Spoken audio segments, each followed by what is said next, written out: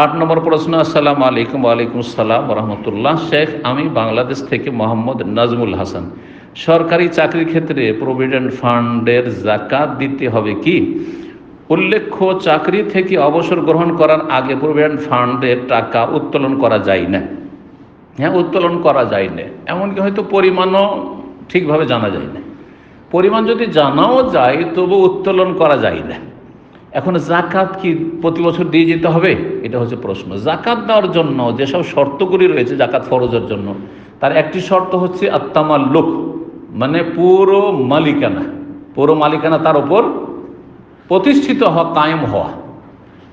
যখন টাকাটা সরকারের ঘরে আছে, প্রভিডেন্ট ফান্ড জমা হচ্ছে একজন চাকরিজীবীর, স্কুলের মাস্টার ধরেন বা যে কোনো চাকরি করে, ওর হাতে আছে টাকাটা না সরকারের হাতে আছে?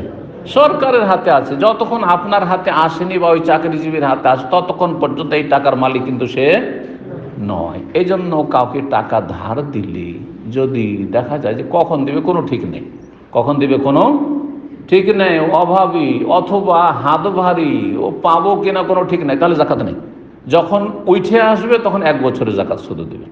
কিন্তু যদি আপনি এমন হয় সচ্ছল ব্যক্তিকে দিয়ে রেখেছেন আর মেয়াদের মধ্যেই সে আছে, আপনাকে দিলাম 1 বছরের জন্য বা 2 বছরের জন্য, দিয়ে দিয়েছেন 2 বছরের জন্য, আর ও সচ্ছল, কাজ করেন, আপনার ব্যবসা বাণিজ্য যা লাগে করেন, আপনি দেবেন বা যখন হয় তখন দেবেন, সমস্যা নেই। তাহলে প্রতি বছর জাকাত দিয়ে দিতে হবে। সচ্ছল ব্যক্তিকে দিয়ে রেখেছেন, হ্যাঁ, আর আপনি তাকে দিয়ে রেখেছেন, আপনি যখন প্রয়োজন হবে নিয়ে নেব, সুতরাং জাকাত দিতে হবে।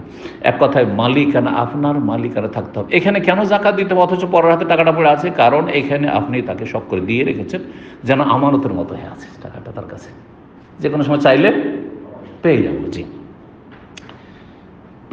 সুতরাং এখানে প্রভিডেন্ট ফান্ড যতক্ষণ পর্যন্ত হাতে ক্যাশ না হবে বা আপনার ব্যাংকে অ্যাকাউন্টে ক্যাশ না হবে, ততক্ষণ জাকাত লাগবে না।